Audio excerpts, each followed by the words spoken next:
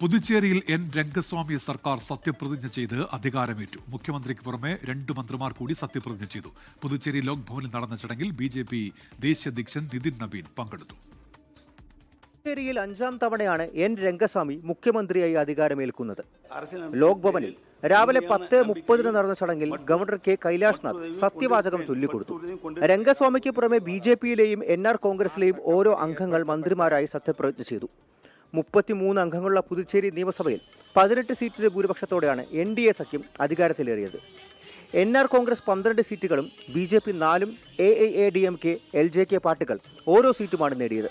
ചടങ്ങിൽ BJP ദേശീയ അധ്യക്ഷൻ നിതിൻ നബീൻ, BJPയുടെ പുതുച്ചേരി തിരഞ്ഞെടുപ്പ് ചുമതലയുള്ള മൻസുഖ് മാണ്ഡവ്യ എന്നിവരും പങ്കെടുത്തു. 24 ഡൽഹി.